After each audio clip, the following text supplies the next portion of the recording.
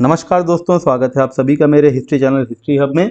आज हम पढ़ने जा रहे हैं मुगल इतिहास के स्रोत, यानी कि हम उन पुस्तकों के बारे में जानेंगे जिसके आधार पे हम मुगल इतिहास को पढ़ते हैं।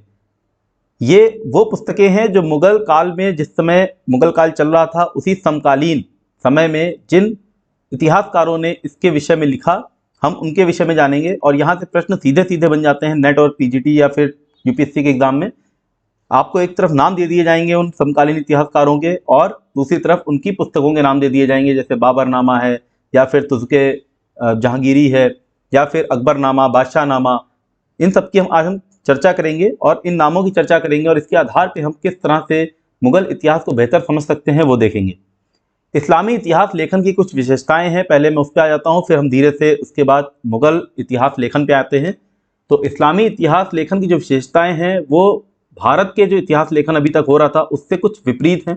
इसमें राजनीतिक घटनाओं का विस्तार से वर्णन हमको देखने को मिलता है, जबकि भारत का जो इतिहास अभी तक चल रहा था, जो भारत में इतिहास लेखन था, इस्लामी इतिहास लेखन शुरू होने से पहले वहाँ पे हमको राजनीतिक घटनाओं का उतना अच्छे से वर्णन देखने को नहीं मिलता है।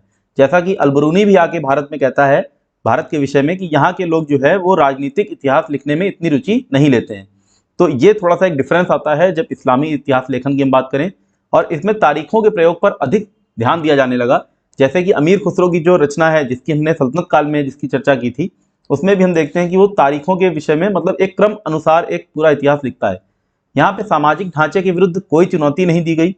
हालांकि लोग ये सोचते हैं कि जो सूफी संत हैं उन्होंने बहुत कुछ दरबारों से अपने आप को अलग रखा, लेकिन दरबारों से अलग केवल इसलिए रखा खुद को क्योंकि वो राजा के जो उसके जो ऐसे कार्य थे जिनको वो गलत समझते थे, उसके साथ वो खुद को जोड़ना नहीं चाहते थे। लेकिन उन्होंने कहीं पे भी जो सामंती स्वरूप था साम्राज्य का, उसको कहीं पे भी चुनौती नहीं दी। इतिहास लेखन पर व्यक्तिगत विचारों और भावनाओं की छाप पड़ी है, और ये बहुत अच्छे से मैं एक्सप्लेन करूंगा जब हम बदायूनी के बारे में पढ़ेंगे, जब हम अबुल फजल के बारे में देखेंगे कि किस तरह से उनकी धार्मिक जो भावनाएं थी, जो उनके व्यक्तिगत विचार थे, उन्होंने किस तरह से इतिहास लेखन को प्रभावित किया अकबर के समय में। धार्मिक शब्दावली का भरपूर प्रयोग यहाँ पे आपको देखने को मिलता है इस इतिहास लेखन में। जैसे कुछ शब्द आएंगे जो कि जुड़े होंगे इतिहास लेखन में इस्लाम की सेना के साथ, जैसे मुजाहिदान ए इस्लाम है या फिर गाजियान ए इस्लाम है। ये सब जो शब्दावली हैं, ये धार्मिक शब्दावली को यहाँ पे भरपूर प्रयोग मिलता है। अब मुगल कालीन इतिहास लेखन में कुछ वृद्धि हुई, बहुत ज़्यादा वृद्धि हम देखते हैं, बहुत सारे हमको ऐसे पुस्तकें मिलती हैं मुगल काल की। तो ये वृद्धि के जो कारण थे वो क्या थे? एक तो मुगल बादशाह खुद बहुत इतिहास लेखन में रुचि लेते थे, जैसे बाबर ने अपना एक खुद की ऑटोबायोग्राफी लिखी जिसको हम बाबरनामा के नाम से जानते हैं। जहांगीर ने अपनी ऑटोबायोग्राफी लिखी। इसके अलावा जो बादशाह थे वो मशहूर इतिहासकारों को सरकारी इतिहास लेखन के लिए नियुक्त करते थे। जैसे हम अभी आगे चल के देखेंगे, बादशाहनामा है या फिर अकबरनामा है या फिर आलमगीरनामा है, ये सब सरकारी इतिहास लेखन है जो कि अलग अलग बादशाहों के समय में लिखे गए हैं। अब पढ़े लिखे लोग भी जो थे वो गैर सरकारी इतिहास लेखन में रुचि लेने लगे। जैसे हम देखेंगे अभी निजामुद्दीन की जो पुस्तक है उसके विषय में हम चर्चा करेंगे। आर्थिक और राजनीतिक स्थिरता यहाँ पे आती है, जिसकी वजह से इतिहास लेखन में वृद्धि मिलती है इनको देखने को, और कागज की गुणवत्ता और जल्द बांधने के तरीके में सुधार है। तो ये कुछ कारण थे, कुछ रीजन है जिसकी वजह से हम मुगल काल में देखते हैं कि इतिहास लेखन में काफी तेजी से वृद्धि आती है। अगर हम इसको कंपेयर भी करें इससे पहले सल्तनत काल से भी देखें तो बहुत तेजी से वृद्धि आती है, और यहाँ पे हमको बहुत सारी पुस्तकें मिलती हैं। अब एक एक करके हम सबकी समीक्षा कर लेते हैं, जहाँ से हमको प्रश्न भी बहुत ज्यादा पूछे जाते हैं। जैसे बाबरनामा है, तो आप इसको नोट डाउन करते चलिए, साथ साथ जो मैं चीज़ें बताता जा रहा हूँ। इसके जो पुस्तकें हैं उनका जो लेखक है वो तो लिखना ही लिखना है, साथ में कुछ ऐसी इंपॉर्टेंट बातें हैं उनके साथ जुड़ी हुई, वो ज़रूर लिख लीजिए। जैसे बाबरनामा जो है, ये बाबर ने खुद अपनी जीवनी लिखी थी। इसको तुज़के बाबरी भी कहते हैं और वाक़यात बाबरी भी कहते हैं। तो कन्फ्यूज़ नहीं होना, कभी पूछ ले तुज़के बाबरी तो बाबरनामा की ही बात हो रही है, या फिर वाक़यात बाबरी भी पूछे तो भी बाबरनामा की ही बात हो रही है। भाषा पूछी जाती है कई बार, तो इसको तुर्की भाषा में लिखा है। ध्यान देने वाली बात है, ये जो पहला ग्रंथ है ये तुर्की भाषा में, इसके आगे चल के हमको सारे फारसी भाषा में दिखने लगेंगे।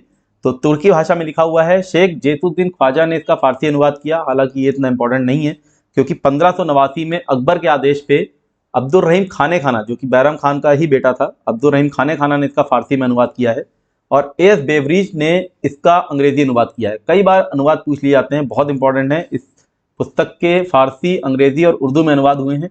मिर्जा हैदर नासिरुद्दीन ने इसका 1924 में उर्दू में अनुवाद किया, जो कि दिल्ली में प्रकाशित हुआ था। इसमें हमको 1504 से लेकर 1529 तक के हालात मिलते हैं, और बाबर ने इसमें हिंदुस्तान का विस्तार से वर्णन किया है, और केवल हिंदुस्तान की आबो हवा का नहीं, बल्कि उसने राजनीतिक यहाँ की जो दशा थी उसके बारे में भी उसने लिखा है। और उसने यहाँ पे कुछ शासकों को बहुत मजबूत माना है, जिसमें से 2 हिंदू शासकों का नाम उसने बताया है, राणा सांगा और कृष्णदेव राय। बाबर हिंदुस्तान की आर्थिक खुशहाली से बहुत प्रभावित था। ग्वालियर के मान सिंह के महल से वो बहुत ज़्यादा प्रभावित हुआ है, और ये PYQ भी है, एक बार क्वेश्चन आ चुका है नेट के एग्जाम में। बाबर के अनुसार यहाँ के लोग खूबसूरत नहीं थे, सामाजिक व्यवहार से अपरिचित थे, अक्लमंदी और प्रतिभा दुर्लभ थी, कला और दस्तकारी भी पिछड़ी हुई थी। लेकिन बाबर की जो राय है ये शायद समाज के पिछड़े वर्ग के विषय में है, जिसको पूरे हिंदुस्तानी समाज पर लागू करना गलत होगा। और इसका खंडन अमीर खुसरो पहले ही कर चुका है, अपनी जो उसकी पुस्तकें हैं उसने यहाँ की दस्तकारी के बारे में और यहाँ की जो लोग थे, जो इनके व्यवहार हैं, सामाजिक व्यवहार हैं, उसके विषय में बहुत ज़्यादा बढ़ा चढ़ा के लिखा है। न केवल अमीर खुसरो ने बल्कि इब्न बतूता या फिर इसामी ने भी बहुत ज़्यादा बढ़ा चढ़ा के लिखा है। तो ये बाबर का ये जो नज़रिया था ये थोड़ा सा गलत है। हाँ, बाबर ने अपनी जीवनी में एक और बहुत अच्छी चीज़ लिखी है, मैं स्लाइड में डालना भूल गया हूँ, आप अलग से नोट डाउन कर लेना। बाबर ने लिखा है कि जब भी जहाँ भी हिंदुस्तान में मेरी फौजें गईं तो लोगों ने उनसे बहुत अच्छे से दुश्मनी निभाई। कुओं में लोगों ने विष घोल दिए और अपने जो खेत खलियान थे वो भी जला के भाग गए, जिससे कि सेना को कुछ भी ना हासिल हो। इसके बाद हम आते हैं तारीख रशीदी। बहुत ही इंपॉर्टेंट एक बुक है जो कि बाबर और हुमायूं दोनों के काल के बारे में हमको जानकारी देती है। इसको बाबर के मौसेरे भाई ने लिखा था, मिर्ज़ा हैदर दौलत ने फारसी में लिखा है। शैबानी खां के हुक्म से जो मिर्ज़ा हैदर दौलत है, इनके पिता का कत्ल कर दिया गया था, और फिर मिर्ज़ा हैदर की जो परवरिश है वो बाबर ने की थी। बाबर की मौत के बाद इसने हुमायूं की नौकरी कर ली, और 1540 में मिर्ज़ा हैदर दौलत ने कश्मीर पर कब्जा कर लिया। बहुत महत्वपूर्ण है, कश्मीर का शासक बनता है। कश्मीर का इतिहास जब हम पढ़ेंगे तो हम इसके समय काल तक आएंगे। और हुमायूं के प्रतिनिधि के रूप में इसने शासन करना शुरू किया 1540 में। जैसा कि हमको पता है कि हुमायूं जो है वो भी भारत से निष्कासित हो गया था, ईरान भाग गया था, और उसने जो मिर्ज़ा हैदर दौलत है उसने हुमायूं के काल का विस्तार से वर्णन किया, खास करके कन्नौज की लड़ाई का। हुमायूं को करीब से जानने के कारण हुमायूं की आदत और चरित्र के विषय में जो कुछ भी इसने लिखा है वो बहुत महत्वपूर्ण है। हुमायूं को अफीम का आदी बताया है इसने, और हमको पता है हुमायूं किस तरह से सीढ़ियों से गिर के लुढ़क के उसकी मृत्यु हो गई थी। तो कुछ इतिहासकारों का ये भी मत है कि हुमायूं को क्योंकि अफीम की आदत थी तो शायद वो अफीम के नशे में गिर गया। मिर्ज़ा हैदर ने हुमायूं के बारे में के बुरे समय में कभी साथ नहीं छोड़ा, और हमेशा उससे कश्मीर आकर अपनी खोई हुई सल्तनत वापस प्राप्त करने का प्रयास करने का हमेशा निवेदन किया। इसने कन्नौज की लड़ाई की शुरुआत में कामरान को दोषी ठहराया है। 1551 में इसका कत्ल कर दिया गया, और यहाँ से कश्मीर जो है इसकी अलग राजनीति है, जो मैं अलग से आपको पढ़ा दूंगा। कानून हुमायूनी खोंदमीर ने लिखी है, और इसमें इसने आंखों देखा हाल लिखा है पूरा। यह ग्रंथ भी फारसी भाषा में है। इसमें दरबार के रीति रिवाजों का विस्तार से उल्लेख है। इसमें वो सारी खराबियां मौजूद हैं जो एक सरकारी इतिहासकार की रचना में होनी चाहिए। और वो खराबी क्या है, अगर सरकारी इतिहासकार कोई लिख रहा है उस समय में तो वो ज़बरदस्त चापलूसी करेगा अपने बादशाह की। तो इसमें हुमायूं की बहुत ज़्यादा चापलूसी की गई है। हुमायूं को सिकंदर आज़म, खुदा का साया जैसा पदवी इसमें दी गई है। लेकिन फिर भी ये हुमायूं के समय में जो किस तरह से दरबार में जो रीति रिवाज से जो प्रशासन था उसके बारे में बहुत विस्तृत जानकारी देती है हमको। हुमायूं नामा बहुत ज़्यादा इंपॉर्टेंट, बाबर की बेटी ने लिखा था इसको, जिसका नाम है गुलबदन बेगम, और 1523 में उसका जन्म हुआ है, जबकि बाबर की मृत्यु 1530 में हो जाती है। लेकिन गुलबदन बेगम ने बाबर हुमायूं दोनों के विषय में लिखा है। अब क्योंकि बाबर के समय, मृत्यु के समय में गुलबदन बेगम की जो उम्र है वो कुछ 6 से 7 वर्ष रहती है, तो उसको बाबर के विषय में बहुत ज़्यादा जानकारी नहीं रहती और उसको बहुत चीज़ें याद नहीं रहती, और बाबर के विषय में इसने कम लिखा है, हुमायूं के विषय में इसने बहुत विस्तार से लिखा है। तो बाबर की मृत्यु के बाद हुमायूं ने इसको पाला था, लेकिन हुमायूं की कन्नौज में हार के बाद जो गुलबदन बेगम है वो काबुल में रुक जाती है, और 1545 में जब हुमायूं की वापसी होती है तब ये बहुत प्रसन्न होती है और हुमायूं के साथ आ जाती है। गुलबदन बेगम ने हुमायूं का और कामरान की अफगानिस्तान की लड़ाई का रोचक विवरण दिया है। राजनीतिक घटनाओं के अलावा इसमें सामाजिक रीति रिवाजों का भी जिक्र मिलता है हमको। इसमें जो मुगल हरम है, जो जनाना है, उसके विषय में बहुत अच्छी जानकारी मिलती है। किस तरह से वहाँ पे प्रशासन किया जाता था उसके विषय में बहुत अच्छी जानकारी मिलती है। हुमायूं से संबंधित किताब का जो हिस्सा है वो 3 भाग में बटा हुआ है। इसके अलावा हुमायूं नामा में 2 चीज़ें मैं शायद स्लाइड में डालना भूल गया हूँ, मैं आपको अलग से बता देता हूँ, आप लोग लिख लीजिए। एक तो यही एक ऐसी किताब है जो हमको बताती है कि बाबर को इब्राहिम लोदी, जो आखिरी सल्तनत का जो सुल्तान था इब्राहिम लोदी, उसकी माँ ने विष दे दिया और उससे बाबर की मृत्यु हुई। हालांकि इस मत का खंडन किया है बहुत सारे इतिहासकारों ने। तो ये केवल ऐसी एक पुस्तक है जिसमें एक चीज़ का ये जिक्र है। दूसरा, एक मात्र ये एक ऐसी पुस्तक है जिसमें ये बताया गया है कि कामरान को समझाने के लिए खानज़ादा बेगम को भेजा गया था। खानज़ादा बेगम मतलब बाबर की बहन को भेजा गया था कामरान को समझाने के लिए, लेकिन कामरान ने खानज़ादा बेगम के सुझाव को ठुकरा दिया और ये जानकारी हमको किसी और स्रोत में मिलती ही नहीं है सिवाय इस हुमायूंनामा के। तो इसलिए ये पुस्तक जो है बहुत ज़्यादा महत्वपूर्ण हो जाती है। तज़किरत उल वाक़ियात, इसको अकबर के आदेश पर हुमायूं के नौकर ज़ौहर अफ्ताबची ने लिखा था। इसमें हुमायूं के जीवन काल से जुड़ी सभी घटनाओं का वर्णन है। इस किताब को हुमायूं की मौत के लगभग 30 वर्ष के बाद लिखा गया था, इसलिए इसमें तारीखों में गलती है। और हुमायूं का वफादार होने के कारण जो जौहर अफ्ताबची था, ये हुमायूं का एक तरह से कुक था और वफादार होने के कारण इसने हुमायूं को हीरो माना है और उसके सभी कार्यों को सही सिद्ध करने का भी प्रयास किया है। इसको इतिहासकार के संदर्भ में तो नहीं देख सकते, लेकिन फिर भी इसमें बहुत सारी घटनाएं जो इसने वर्णित की हैं बहुत अच्छे तरीके से की हैं और इसमें हमको कुछ जानकारी भी मिल जाती है हुमायूं के जीवन से जुड़ी हुई। वाक़याते मुश्ताकी, अब इन सबको आप 100% नोट डाउन करते रहिएगा, क्योंकि इन सब के राइटर्स पूछे जाते हैं एग्जाम में, कोड में क्वेश्चन आते हैं, मैच द फॉलोइंग में आते हैं और कई बार क्वेश्चन जो है वो सुमेलित करने के लिए, मतलब कौन सा सही सुमेलित नहीं, इस तरह से क्वेश्चन आते हैं। तो वाक़याते मुश्ताकी आपको दे देगा, पूछेगा कि किसने लिखी है। रिजकुल्ला मुश्ताकी ने इसको फारसी में लिखा है और अफ़गान शासकों पर रोशनी डालने वाली ये पहली किताब है। अफ़गान शासकों से मतलब है यहाँ पे जो इब्राहिम लोधी वगैरह हैं और इसके बाद जो शूर शासक थे यानी कि शेरशाह सूरी, तो उनके ऊपर रोशनी डालने वाली पहली किताब है वाक़याते मुश्ताकी। लेकिन इसको लिखा गया है मुगलों के काल में। इसमें बहलोल लोधी से लेके अकबर काल तक की जानकारी मिलती है हमको। लेखक ने सिकंदर लोधी के कारनामों को अकबर के कारनामों पर प्राथमिकता देने का प्रयास किया है, क्योंकि ये जो रिजकुल्ला मुश्ताकी था ये अफ़गान है और इसने सिकंदर लोधी के अंतर्गत भी कार्य किया है। और शेरशाह की उदारता, उसके समय के सुधारों का वर्णन मिलता है इसमें हमको। कहीं कहीं बिल्कुल नई जानकारी दी गई है। जैसे आपको एक एग्जाम्पल के तौर पे बताता हूँ कि ये बताते हैं 1530-31 में शेरशाह के पास कुल 6000 घुड़सवार थे, लेकिन जब हुमायूं गुजरात अभियान में व्यस्त होता है तो उस 4 साल के दौरान शेरशाह सूरी जो है ये अपनी जो घुड़सवार की जो संख्या है वो 6000 से 70000 तक पहुंचा देता है। तो इस तरह का वर्णन हमको शेरशाह के बारे में और किसी भी पुस्तक में उतने अच्छे से नहीं मिलता। तोहफा-ए-अकबर शाही, तोहफा-ए-अकबर शाही कह सकते हैं इसको, इसका एक और नाम है और इसका एक और नाम है तारीख़ शेर शाही। अकबर के आदेश पर अब्बास खान सरवानी ने इसको लिखा था और इसमें क्योंकि शेरशाह सूरी के कारनामों को उजागर करने का प्रयास किया गया है, इसीलिए इसको तारीख़ शेर शाही भी कहते हैं। शेरशाह के जीवन के बारे में बहुत अच्छे से इसमें जानकारी दी हुई है।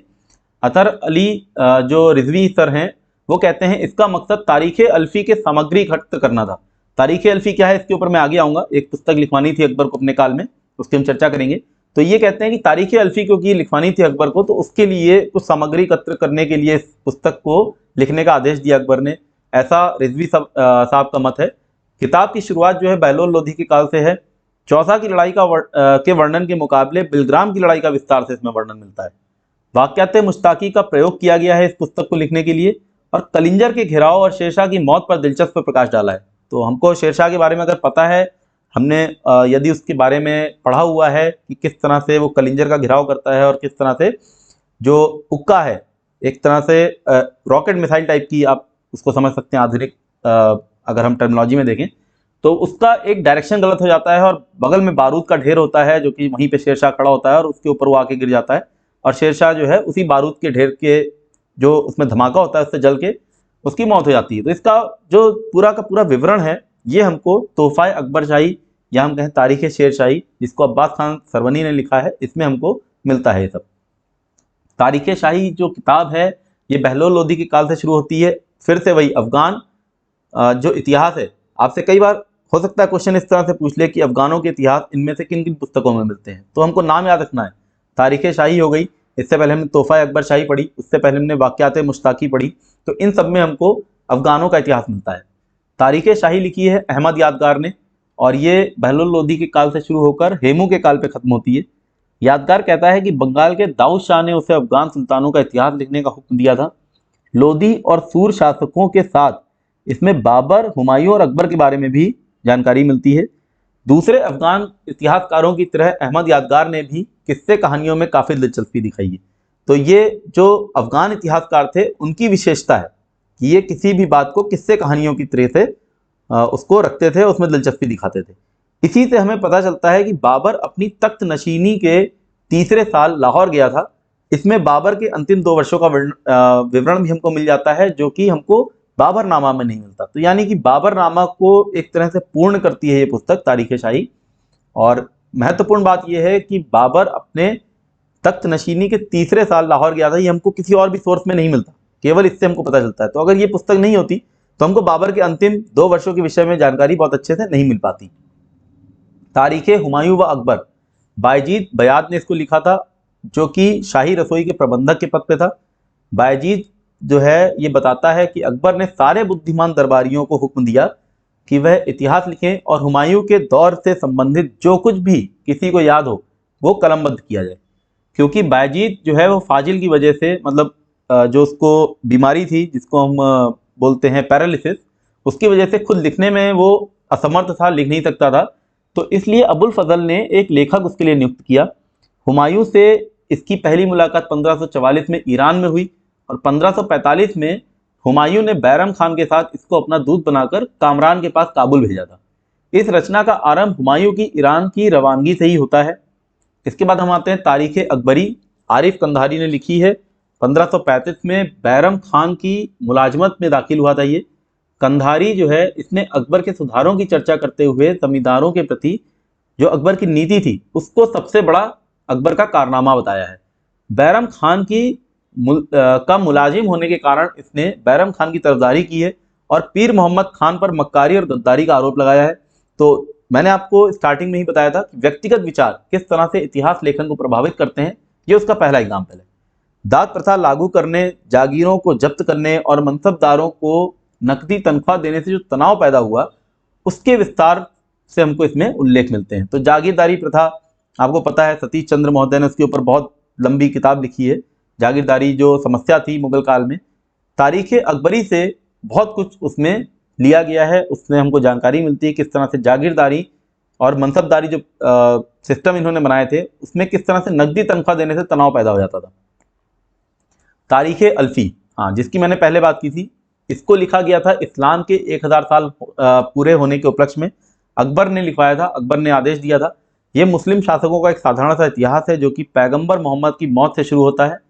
इसके लिए 7 आदमियों का एक बोर्ड बना जिसमें हर विचार के लोग मौजूद थे। अकबर ने वास्तविकता और पूर्णता पे बल दिया। इन लोगों को आदेश दिया गया कि वास्तविकता और पूर्णता पे बल दें, यानी कि पूरी की पूरी ऑब्जेक्टिविटी के साथ काम करें और बेकार के विस्तार और बेमानी बातों से बचने की नसीहत दी। जब इस बोर्ड ने अकबर के अनुसार काम नहीं किया तो इसकी जिम्मेदारी मुल्ला अहमद घटवी पे डाल दी गई। अब मुल्ला अहमद घटवी का कत्ल हो जाता है 1588 में। उसके बाद ये जो जिम्मेदारी है ये असफ खान जफर बेग को दे दी जाती है। 1591-92 में बदायूनी को बोला जाता है कि इस पूरे कार्य को दोहराए और इसमें जो तारीखों की गलतियां हैं उसको दूर करे। तो यहाँ से प्रश्न बन सकता है कि तारीख अल्फी में तारीखों की जो गलतियां थी उसको दूर करने का कार्य किसे सौंपा गया। सल्तनत दिल्ली की जो हालत थी, यानी कि जो सल्तनत दिल्ली का जो इतिहास था उसके लिए तबकात नासरी और तारीख फिरोजशाही का प्रयोग किया गया। अब तबकात नासरी, तारीख फिरोजशाही, ये सब हम सल्तनत काल में पढ़ चुके हैं। बर्नी की तारीख फिरोजशाही और मिनाजुस सिराज की तबकात नासरी। इसमें अकबर को खुदा का खास बंदा बताने की कोशिश की गई, एक ऐसा कामिल इंसान जो सल्तनत के कामकाज के साथ साथ रूहानी ताकतों को भी नजरअंदाज नहीं करता था। इस तरह से इसमें अकबर को बढ़ा चढ़ा के बताया गया है। अब आते हैं अकबरनामा। पहला हम सरकारी इतिहास देखते हैं मुगल काल में, जिसका नाम है अकबरनामा। 7 साल की मेहनत के बाद अबुल फजल ने इसको 1597-98 में लगभग पूर्ण किया और इसके लिए सारे सरकारी रिकॉर्ड उसने इस्तेमाल किए। साथ ही तारीख अल्फी के लिए जमा की गई जो सामग्री थी उसका भी उपयोग किया। तो सरकारी रिकॉर्ड क्योंकि उसने इस्तेमाल किए हैं इसलिए इसको बहुत ज़्यादा विश्वसनीय माना है इतिहासकारों ने। और अबुल फजल का मकसद अकबर के जीवन के रूहानी पहलू को उजागर करना था और अकबर की सुलह कुल की नीति को लोगों तक पहुंचाना और अकबर के व्यक्तित्व को मनवा देना था। तो ये इसलिए इम्पोर्टेंट हो गया है क्योंकि इसने जो अकबर का जो किनशिप है, यानी कि जो उसकी राजत्व की जो नीति है उसको एक तरह से लेजिटिमिटी दे दी है अल्लाह की। तो इसलिए बहुत ज़्यादा इंपॉर्टेंट अकबरनामा, पहली चीज़। दूसरा, इसमें सुलह कुल के बारे में हमको पता चलता है और अकबर के जो विचारधाराएं थी उसके विषय में पता चलता है। अबुल फजल ने अकबर को इंसान कामिल माना जिससे कोई गलती नहीं हो सकती थी। हुमायूं की तुलना अरस्तू से की है इस पुस्तक में। प्रश्न बन सकता है, बहुत ही महत्वपूर्ण है ये जो लाइन है पूरी की पूरी। अकबर को इंसान कामिल अबुल फजल ने माना है, अकबरनामा में लिखी है बात। हुमायूं की तुलना अरस्तू से की है। अकबरनामा जो है 3 जिल्दों में बनी है, जिसमें से तीसरी जिल्द आईने अकबरी है। अब ये आईने अकबरी जो है यही इस अकबरनामा की जान है। अबुल फजल की इसमें आत्मकथा मिलती है हमको, जो कि जो आईने अकबरी है ये 5 हिस्सों में है और अंतिम और 5वें हिस्से में हमको आत्मकथा मिलती है अबुल फजल की। आइन में अकबर काल की प्रशासन जो प्रणाली है और हिंदुस्तान की खुशहाली है उसका हमको विवरण मिलता है। आईने अकबरी में हिंदुओं के नज़रिए को नए सिरे से समझने का प्रयास हुआ है। अबुल फजल ने हिंदुओं को धार्मिक, मेहमान नवाज और उदार बताया है। अल बैरूनी की तरह अबुल फजल भी हिंदुओं को एक ईश्वरवादी मानता है। बहुत ज़्यादा इंपॉर्टेंट है, सिंपल सी चीज़, दोनों के दोनों काल में कंपैरिजन हो गया है। और अबुल फजल, और कहाँ अबुल फजल मतलब 1590 की हम बात कर रहे हैं और अल बैरूनी हम 11वीं सदी की बात कर रहे हैं। तो दोनों ने हिंदुओं को एक ईश्वरवादी माना है। अबुल फजल ने अकबर की विजय को चंगेज, हलाकू और तैमूर से नहीं जोड़ा, बल्कि इसने अकबर की विजय का मकसद ज़्यादा इंसानों को उसकी उदारता, सहनशीलता, न्याय और अमन पर आधारित शासन प्रणाली के अंतर्गत लाना बताया है। तो कहीं ना कहीं जो वायलेंस हुआ है, जो विजय, जो जितने भी एक्सपेडिशन हुए उसमें जो वायलेंस हुआ है, जो खून बहा है, उसका उसने कहीं ना कहीं ये जो औचित्य दिया है वो ये दिया है कि जिससे ज़्यादा से ज़्यादा लोग जो है वो उसके उदारता और उसकी सहनशीलता और न्याय के अंतर्गत लाए जा सके, ना कि चंगेज और हलाकू और तैमूर की तरह केवल लूट मार करके और उनसे धन हड़पना उसका उद्देश्य था। तो इसमें ऐसे शब्दों का प्रयोग नहीं हुआ जिनसे जरा भी धार्मिक कट्टरता झलकती हो। जैसे मैंने आपको पहले भी धार्मिक शब्दों के नाम बताए थे, तो यहाँ पे उन शब्दों को बदल दिया गया। जैसे मुजाहिदीन ए इस्लाम को जो अबुल फजल ने लिखा है वो लिखा है मुजाहिदीन ए इकबाल, और गाजियान इस्लाम को गाजियान दौलत कहा है। मतलब धार्मिक कट्टरता को कम करने की कोशिश की गई है। बहुत महत्वपूर्ण आखिरी लाइन जो है, 17 में से 13 चित्रकार उसने बताए हैं हिंदू थे और तानसेन को 36 गायकों में श्रेष्ठतम बताया है। तो कई बार पूछा जाता है अबुल फजल ने कितने चित्रकारों का जिक्र किया है या फिर कितने गायकों का उसने उल्लेख किया है, तो ये नंबर याद रखने हैं। और तानसेन का उल्लेख हमको मिलता है अबुल फजल द्वारा, बहुत महत्वपूर्ण है। कॉन्सेप्चुअली आपको याद रखना चाहिए क्योंकि तानसेन जो है वो उस समय विद्यमान था जिस समय अबुल फजल अपने जीवन को जी रहा था। तबकाते अकबरी, इसका लेखक निजामुद्दीन अहमद एक पढ़ा लिखा इंसान था जिसकी हमने बात की थी, जैसे मैंने आपको बताया था पहले भी कि पढ़े लिखे लोगों ने इतिहास, गैर सरकारी इतिहास लिखना शुरू कर दिया था। इसने गुजरात में बख्शी के पद पर काम किया था। तारीख अल्फी लिखने वाले बोर्ड का सदस्य भी रह चुका था निजामुद्दीन अहमद। और इसका कार्य जो है ये अबुल फजल की चापलूसी और बदायूनी की कट्टरता के बीच के रास्ते पर है। अभी हम बदायूनी के बारे में पढ़ नहीं चुके हैं, पढ़ेंगे आगे, बट हमने देख लिया अबुल फजल ने किस तरह चापलूसी की है। तो इसने हालातों को जिस तरह थे उस तरह ही दिखाने की कोशिश की है, कोई ऐसा रूहानी रूप देने की कोशिश नहीं की है। हुमायूं के स्थान पर मेहंदी ख्वाजा को बादशाह बनाए जाने के षड्यंत्र के विषय में इससे हमको पता चलता है इस किताब से। तो बदायूनी का जो काल है, मुंतखाब उत तवारीख, उसका जो कार्य है बदायूनी का, इसको हम तारीख बदायूनी भी कहते हैं। और अकबर के इतिहासकार को अगर हम पढ़ें, इतिहासकार जो हुए हैं अकबर के समय में, उनको हम 3 तरह से पढ़ सकते हैं। पहला तो हमने देख लिया अबुल फजल जैसे जो इतिहासकार थे जिन्होंने अकबर के हर कार्य को सही ठहराया और काबिल तारीफ बताया है। दूसरे निजामुद्दीन अहमद जैसे थे जिन्होंने हालात को जांचा परखा और जिस तरह से हालात थे उसको उस तरह से ही लिखा, उसको कहीं पे भी रूहानी रूप देने की कोशिश नहीं की, कहीं पे भी उसकी काट करने की भी कोशिश नहीं की। अगर वो सही है तो उसको सही बताया है, गलत है तो गलत बताया है, फालतू में आलोचना नहीं की। और अब हम आते हैं तीसरे पे, जो कि बदायूनी जैसे लोग हैं जिन्होंने अकबर के रवैये की काट को अपना मकसद बनाकर इतिहास लिखा है। तो इसने हर उस अमल की आलोचना की जिससे गैर मुस्लिम सरपरस्ती झलकती हो, क्योंकि ये अपने आप को कट्टर मुसलमान समझता था और इस्लाम के अगेंस्ट अकबर को मानता था।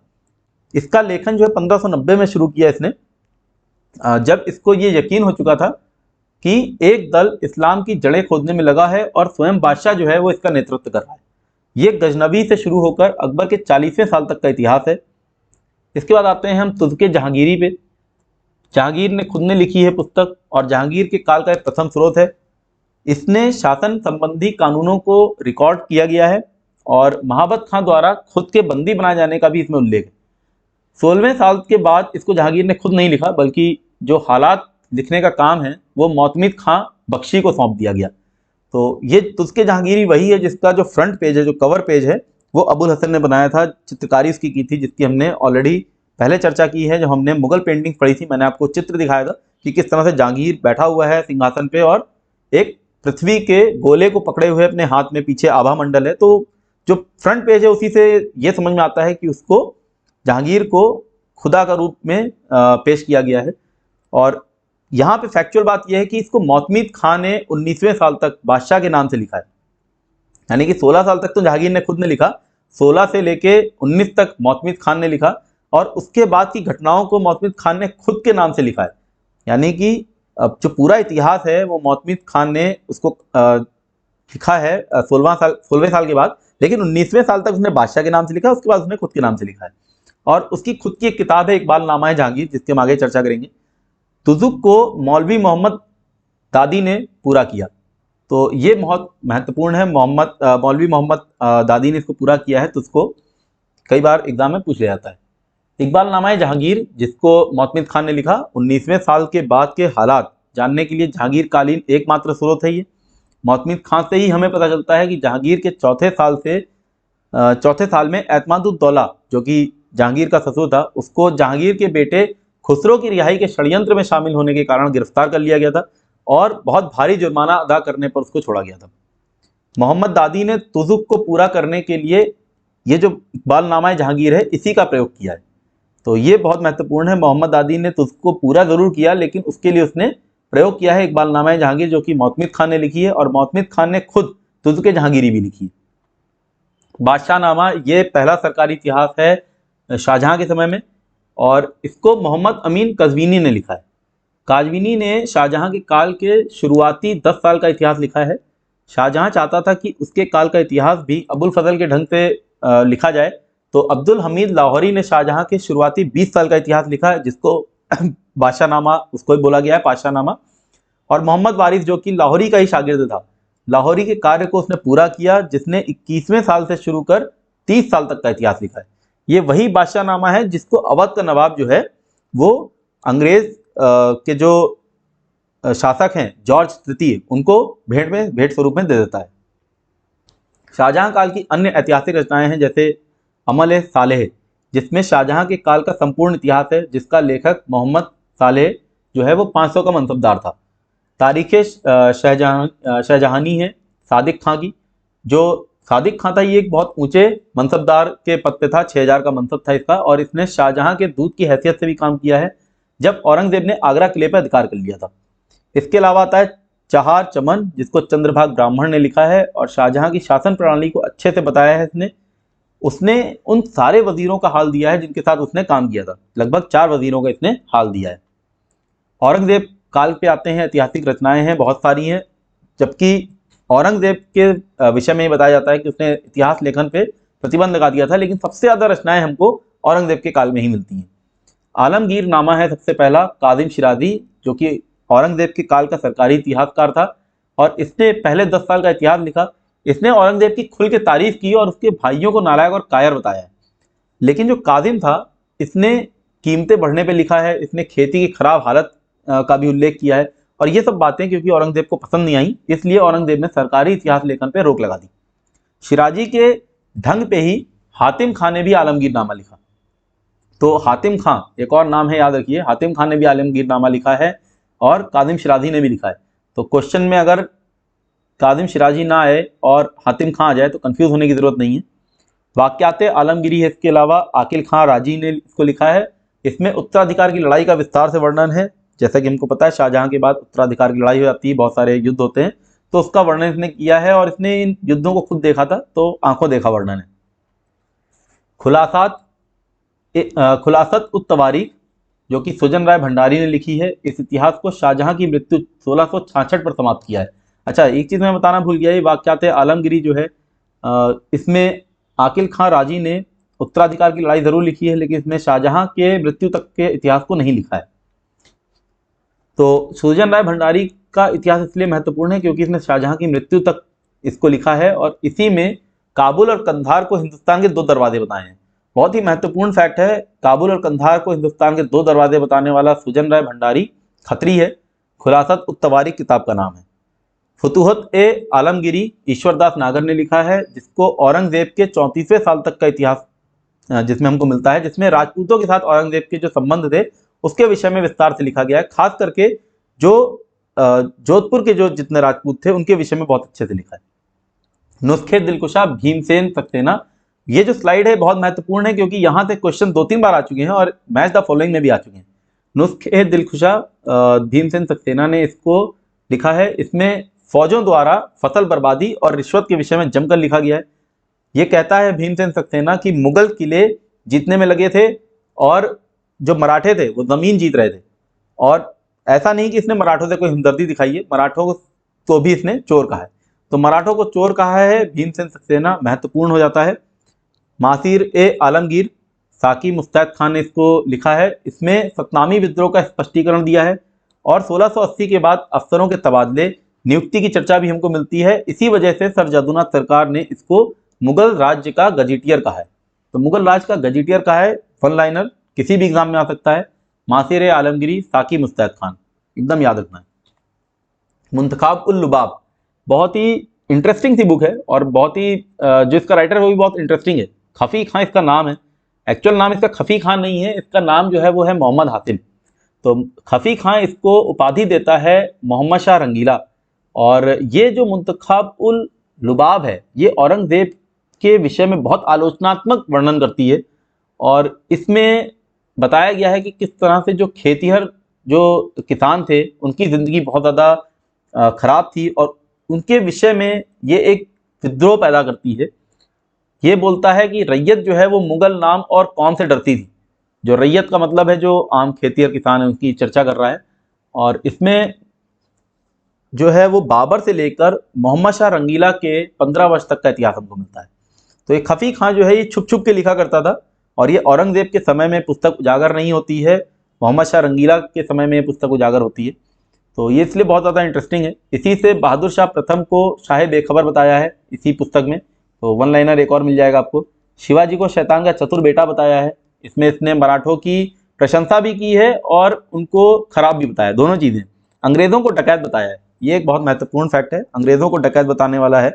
सैयद ब्रदर्स जो थे उसकी इसने बहुत पैरवी की। तो ये मेरा आज का लेक्चर था, उम्मीद करता हूँ आपको पसंद आया होगा, आपने सारी चीज़ें नोट डाउन कर ली होंगी।